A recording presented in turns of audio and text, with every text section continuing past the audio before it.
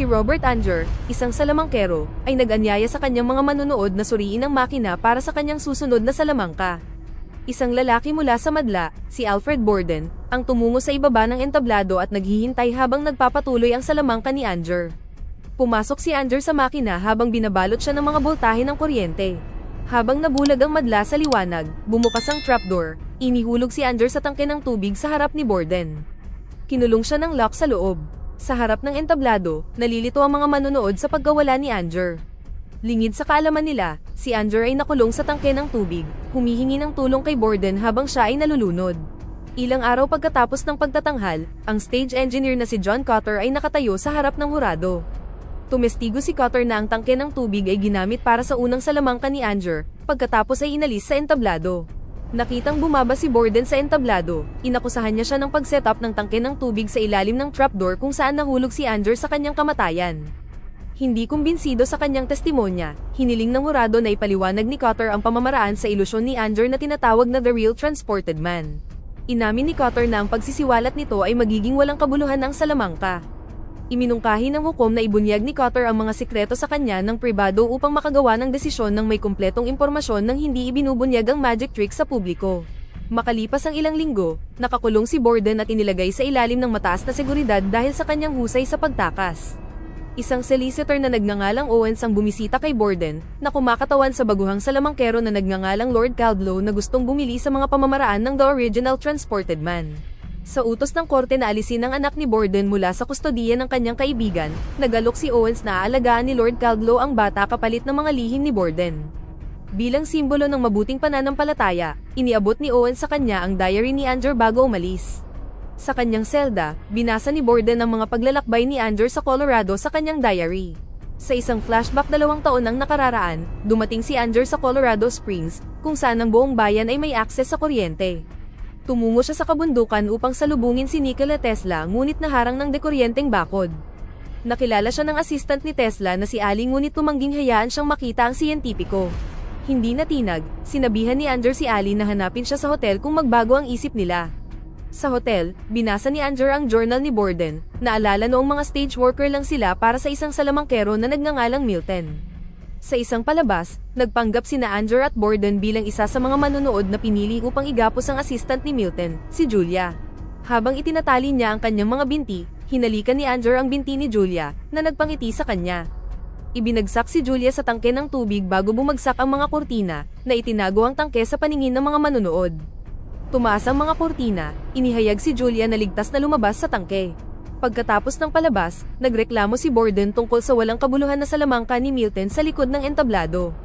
Sinabi niyang may alam siyang salamangka na hindi kayang gawin ng ibang salamangkero ngunit tumangging ibunyag ito. Hinamon ni Cotter sina Borden at Anger na alamin ang goldfish bowl trick ni Chung Ling-soo, na nangangako ng pagkakataong magtanghal para sa nangungunang ahente sa teatro, si Mr. Ackerman kung magagawa nila. Bago sila umalis, pinagalitan ni Cotter si Borden dahil sa dobleng pagtali ng Langford sa mga pulso ni Julia sa pagtatanghal na maaaring maglagay sa kanya sa panganib. Iginiit ni Borden na mas mahusay ang kanyang pagtali. Nang wala na si Borden, pinagalitan ni Cotter si Anger dahil sa paghalik niya sa mga binti ni Julia sa entablado, na maaaring magbunyag sa mga manonood na asawa niya ito. Sa Tenli, si Borden at Anger ay nanunood ng palabas ni Chung Ling-soo kung saan nagpalitaw siya ng mga bagay, kabilang ang fishbowl, mula sa hangin. Sa palagay ni Borden ay nagpapanggap si Chung Ling-soo na matanda upang itago ang kanyang mga props sa ilalim ng maluwang na damit at baluktot na tindig. Nang gabing iyon, sinubukan ni Anger ang salamangka na sinasabi ni Borden ngunit nahihirapan siyang maglakad ng may fishbowl sa ilalim ng kanyang damit. Hindi maunawaan ni Anger ang ideya na mamuhay sa kasinungalingan, gaya ng iniisip ni Borden na ginagawa ni Chung Ling-soo. Sinabi ni Anger na pinalitan lamang niya ang kanyang pangalan upang mailigtas ang pamilya sa kahihiyan sa kanyang karera sa teatro. Habang tumutulong sa isang maliit na palabas, nakilala ni Borden si Sarah at ang kanyang pamangkin, na umiyak para sa ibong nawala sa salamangka. Kahit na ang ibon ay mahiwagang ibinalik, kumbinsido ang bata na ang orihinal na ibon ay patay na. Pagkatapos ng palabas, ibinalik ni Borden ang buhay na ibon kasama ang iba pa. Binuksan niya ang patungan kung saan nawala ang unang ibon at pinatay, gaya ng sinabi ng bata. Nakipagkita siya kay Sarah at sa bata sa labas, pinuri ang pagmamasid ng bata. Pagkatapos kumain ng tanghalian kasama nila, inihatid ni Borden si Sarah sa kanyang apartment, ngunit tumanggi itong papasukin siya. Umalis siya habang pumasok si Sarah sa kanyang tahanan, para lamang mahiwagang lumitaw sa kanyang kusina. Sa kasalukuyan, ipinakita ni Cutter sa hukom ang makina na ginamit noong huling pagtatanghal ni Anger at ang tangke ng tubig kung saan siya nalunod. Ang trick lock ng tangke ng tubig ay pinalitan ng tunay, na pumigil sa pagtakas ni Anger. Ipinaliwanag ni Cutter na ang tangke ng tubig na ito ay may kasaysayan tungkol kina Borden at Anger. Sa isa pang flashback sa nakaraang taon, sa panahon ng isa pang palabas ni Milton, itinali ni na Anger at Borden si Julia para sa salamangka sa tangke ng tubig. Nakatitig sina Borden at Julia sa isa't isa, sumang-ayon na gamitin ang Langford double. Si Julia ay binuhat sa ibabaw ng tangke at pagkatapos ay ibinagsak. Si Cutter ay nakatayo sa gilid, hawak ang palakol kung sakali. Nang hindi naalis ang mga kurtina pagkatapos ng 1 minuto, nag-alala ang lahat. Hinila ni Cutter ang mga kurtina, inihayag na si Julia ay nananatili pa rin sa loob ng tangke. Binasag ni Cutter ang salamin para iligtas si Julia, ngunit huli na ang lahat. Nalunod si Julia sa tangke ng tubig. Ilang araw pagkatapos ng kanyang kamatayan, ibinaon ni Anger ang kanyang mukha sa tubig, umaasang maramdaman ang naramdaman nito sa kanyang mga huling sandali. Sa kanyang libing, hiniling ni Anger kung anong pagtali ang ginawa ni Borden sa pulso ng kanyang asawa, at nagsinungaling si Borden, na nagsabing nakalimutan niya bago umalis kasama ang paghingi ng tawad. Makalipas ang ilang linggo, nakita ni Sarah si Borden na may kasamang kakaibang lalaki, si Mr. Fallon, sa kanyang apartment. Masayang ibinalita ni Borden na ibinigay ni Fallon ang kagamitan na kailangan niya para sa kanyang unang pagtatanghal. Nag-aalala si Sarah tungkol sa kanilang pananalapi na inihayag na siya ay buntis. Ibinahagi ni Borden kay Sarah ang kanyang salamangka sa pagsalo ng bala, na nagpapakita na ang bala ay wala sa baril nang iputok ito. Ang palabas ni Borden, gayunpaman, ay puno ng pangangantsaw mula sa madla. Pagod sa kanilang mga reklamo, tinutukan sila ng baril ni Borden, na pinatahimik ang silid. Pumili siya ng isang voluntaryo upang barilin siya ng baril, hindi napansin ang paglalagay ng lalaki ng isa pang bala sa loob. Ang lalaki ay si Anger, na nagdadalamhati pa rin sa ilalim ng kanyang balat-kayo. Lumawak ang tensyon kung saan itinanong ni Anger kung anong pagtali ang ginawa niya sa kanyang asawa. Sinubukan ni Fallon na kunin ang baril mula kay Anger, ngunit hindi niya sinasadyang nahila ang gatilyo. Nabaril sa kamay si Borden, sumisigaw sa sakit habang umalis si Anger. Ayon sa journal ni Borden, sinabi niya kay Anger ang totoo noong gabing iyon. Galit na galit si Anger, hindi pa rin kumbinsido na hindi alam ni Borden kung aling buhol ang ginamit niya noong gabi ng pagkamatay ni Julia. Makalipas ang mga araw, ginagamot ni Sarah ang sugat ni Borden, na halos hindi na gumaling. Dahil wala ang dalawang daliri, hindi na siya makakagawa ng maraming salamangka maliban sa itinatago niya, isang salamangka na maaalala siya. Samantala, nagtulungan sina Cutter at Anger, nangangalap ng mga materyales para sa kanilang pagtatanghal at tinanggap si Olivia Wenscombe bilang assistant ni Anger. Si Cutter ang nag-imbento ng kasangkapan upang maglaho ang kalapati nang hindi sinasaktan ng ibon. Ipinakita nila ang salamangka kay Mr. Merritt, na may-ari ng teatro kung saan gaganapin ang kanilang unang pagtatanghal.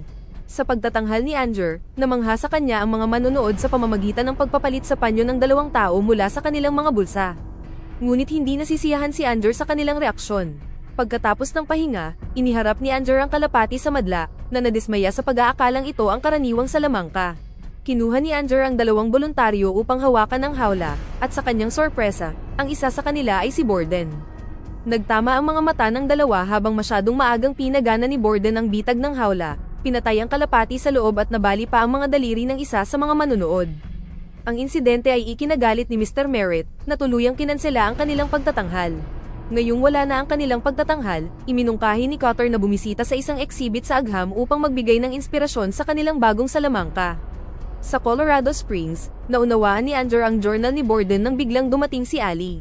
Sinabi ni Anger na natuklasan niya ang sikreto sa pinakadakilang salamangka ni Borden, isang makina na ginawa ni Tesla na inaasahan niyang makuha. Nagtataka, isinama ni Ali si Anger upang ipakita ang kanilang eksperimento. Sa taas ng bundok, nakita ni Anger na namatay ang ilaw ng buong bayan. Binigyan ni Tesla ng kuryente ang bayan kapalit ng paggamit ng mga generator sa tuwing kailangan ito ng kanyang mga eksperimento, tulad ng gabing ito. Sa buong paligid nila, ang lupa ay lumiwanag dahil sa maraming wireless na bombilya, na kumukuha ng enerhiya mula sa mga generator 15 milya ang layo. Ilang buwan bago ito, unang nasaksihan ni Anger ang teknolohiya ni Nikola Tesla sa panahon ng kanyang science exhibit. Dito unang nakita ni Anger si Ali, na iginigit ang kaligtasan ng mga gawa ni Tesla sa kabila ng kampanya ni Thomas Edison na pang-aabuso. Kabilang sa mga manunood ay si Borden na nakatingin sa mga kumikidlat sa loob ng bulwagan habang ang iba naman ay nakayuko. Sinundan siya ni Anger sa labas ng exhibit at natuklasan ng asawa at anak na babae ni Borden, si Jess. Napuno siya ng selos nang makita ang pamilyang maaaring mayroon sana siya kasama si Julia. Ngunit nang mabasa niya ang ninakaw na journal ni Borden, nabasa niya na hinangad ni Borden ang kalayaan sa kabila ng pamilyang kanyang binuo. Sa bilangguan, si Jess, na ngayon ay isang maliit na babae, ay bumisita sa kanyang ama. Kinumpirma ni Borden mula kay Fallon na ang hukuman ay nagnanais na kunin si Jess mula sa kanya. Nang malaman ito, nagpa siya si Borden na tanggapin ang alok ni Owen. Kinalaunan sa araw na iyon, inasar ng isang gwardya si Borden na hindi sapat ang kanyang kakayahan para makatakas sa bilangguan. Ginambala ni Borden ang gwardya gamit ang isang bola na gumulong sa kanyang kamay. Inasar siya ng gwardya, hindi napansin na ikinadena ni Borden ang kanyang paa sa mesa. 2 taon ang nakaraan, sa wakas ay pinahintulutan si Anger sa laboratorio ng Tesla, kung saan malakas na lumalabas ang kuryente sa loob ng isang platform. Sa paglalakad sa mga nagngangalit na boltahe, lumabas si Nikola Tesla. Nakipagkamay siya kay Anger habang si Ali ay naglalagay ng bumbilya sa isa pang kamay ni Anger. Ang bumbilya ay umilaw sa kanyang palad, na nagsasagawa ng enerhiya mula sa kanilang katawan. Sa panahon ng tanghalian, kinilala ni Tesla ang pagkahumaling ni Anger, pinayuhan siyang umuwi at kalimutan ang kanyang mga ideya. Nang tumanggi si Anger, pumayag si Tesla dahil nasimulan na niya ang paggawa ng makina. Ilang buwan bago ito, nakita ni Anger ang tagumpay ni Borden sa pahayagan. Binalaan siya ni Olivia tungkol sa kanyang labis na paghihiganti laban kay Borden. Ngunit nakipagtalo si Anger, hindi matanggap na ang lalaking responsable sa pagkamatay ng kanyang asawa ay nabubuhay sa buhay na gusto niya. Nang gabing iyon, ikinwento ni Anger ang pinakabagong trick ni Borden na ikinagulat niya, kung saan pumasok siya sa isang aparador at agad na lumabas sa isa pa. Determinado si Anger na matutunan kung paano ito ginagawa, dahil alam niyang mas maibibenta niya ito. Iginiit ni Cutter na gumagamit si Borden ng double, ngunit kumbinsido si Anger na hindi ito ganoon kadali. Nang walang ibang mga opsyon, sumang-ayon si Anger na maghanap ng double. Ipinakilala sila ni Olivia kay Gerald Root, isang lasing na dating aktor na kamukha ni Anger. Dismayado si Anger sa aktor, ngunit ipinangako ni Cutter na magagawa niya ito. Makalipas ang isang buwan, habang nagsasanay sila ng trick, naghalikan sina Olivia at Anger, excited para sa kanilang malaking pagtatanghal. Ipinakita sa kanila ni Cutter ang binagong Root na naglalakad sa entablado na lasing.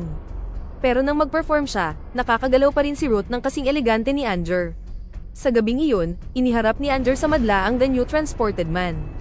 Inihagis ni Anger ang sombrero sa hangin, pagkatapos ay pumasok sa isang pinto sa entablado at lumabas upang saluhin ito sa kabilang pinto. Habang ang tunay na Anger ay nasa ilalim ng entablado, ninanamnam ni Ruth ang palakpakan ng mga tao, hinalikan si Olivia, na humakot ng mas maraming palakpakan. Pagkatapos ng palabas, si Anger ay nagpahayag ng pagkadismaya sa pagiging nasa ibaba ng entablado sa sandaling naghihiyawan ang mga tao. Iniisip niya kung maaari silang magpalit ni Ruth bago ang pagganap, ngunit nagdududa si Cutter kung maaaring gayahin ni Ruth ang kanyang pambihirang pagganap upang makuha ang pananabik ng madla. Ilang taon pagkatapos nito, ipinakita ni Tesla ang kanyang imbensyon kay Anger. Gamit ang kanyang sombrero, ang makina ay lumikha ng kuryente hanggang sa ito ay sumabog sa liwanag. Ngunit ang sombrero ay nananatiling parang walang nangyari. 2 taon na ang nakalilipas, nang bisitahin ni Olivia si Borden sa kanyang pagawaan, ipinagtapat niya na ipinadala siya ni Anger upang malaman ang kanyang mga lihim. Sinabi ni Olivia na pagod na siya sa ugali ni Anger at gustong lumipat ng panig. Samantala, bago ang isa pang palabas, humingi si Ruth ng karagdagang pera upang ipagpatuloy ang pagtatanghal. Dahil sa ayaw niyang ipagsapalaran ng kanilang palabas, pumayag si Anger na bayaran siya ng higit pa hanggang sa makuha nila ang mga sikreto ni Borden. Isang gabi, gayunpaman, sinadya ni Ruth na ipagpaliban ng paglitaw sa entablado, na sinira ang kanilang pagganap. Nakuha niya ang ideyang ito mula sa isang lalaking nakilala niya sa bar, na nagpahiwatig na ang mga kinukuhang double para sa pagtatanghal ay may higit na kapangyarihan sa salamangkero. Ang lalaki sa bar ay si Borden. Sa isa pang palabas, nang si Anger ay pumasok sa trapdoor, ang unan sa ilalim ng entablado ay tinanggal, na naging sanhi ng kanyang pagkahulog upang mabali ang kanyang binti. Sa halip na si Ruth ang nasa platform, nakita niya si Borden. Lumabas si Borden sa entablado, na nagpatawa sa mga manunood. Sa gitna ng entablado, ipinakita, nakagapos at nakabusangot ang lasing na si Ruth, habang pinagtatawanan siya ng mga tao. Bumaba si Borden sa entablado, kinutya si Anger at pinalakpakan ng mga manunood.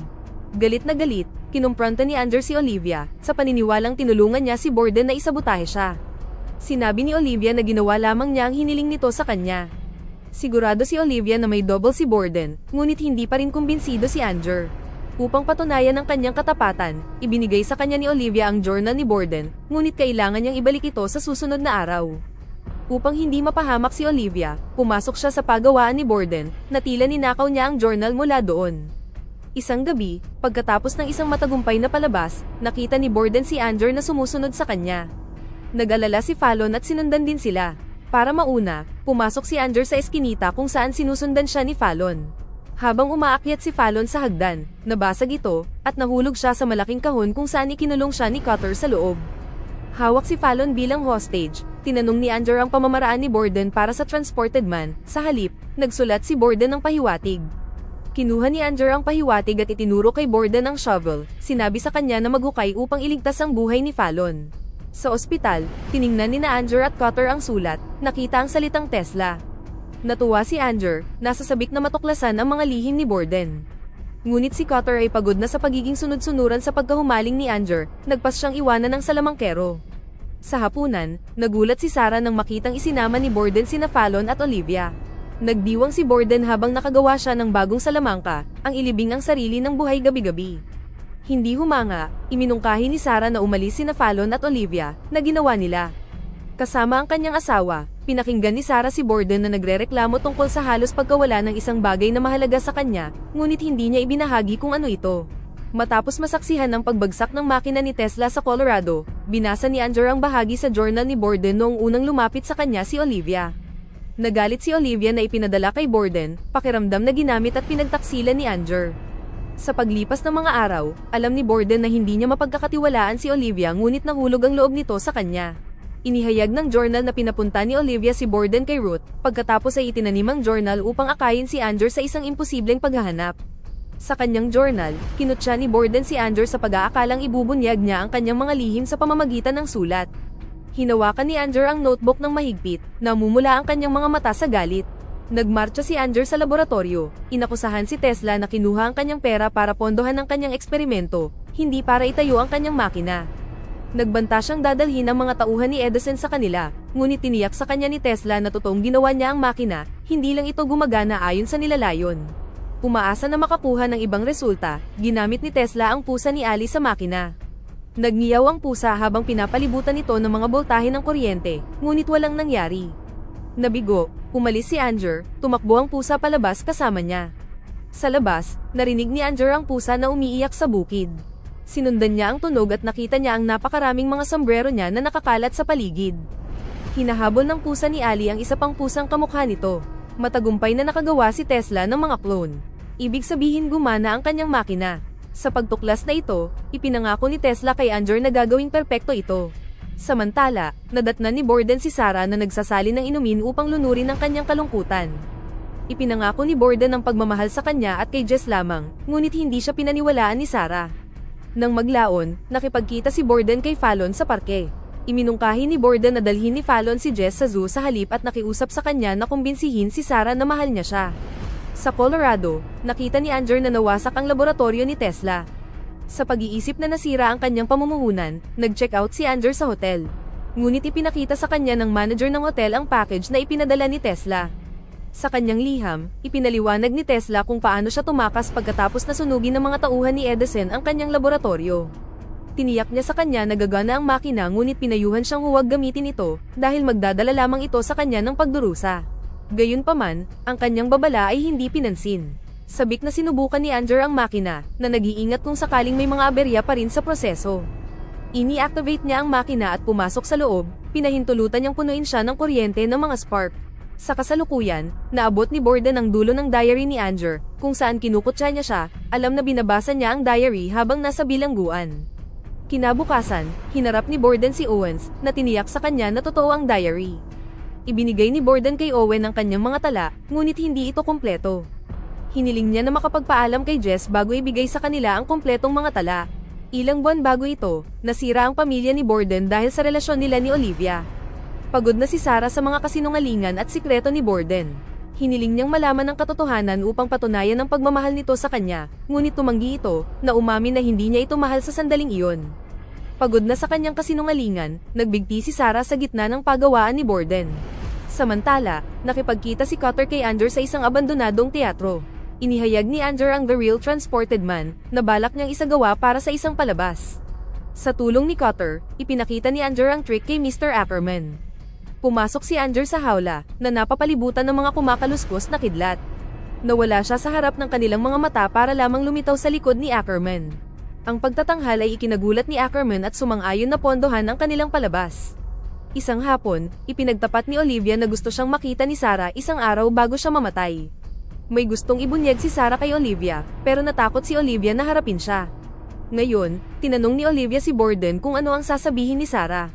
Sinabi ni Borden na hindi niya minahal si Sarah ng buo. Sa halip, sinabi niyang mahal niya si Olivia, ngunit hindi nasisiyahan si Olivia.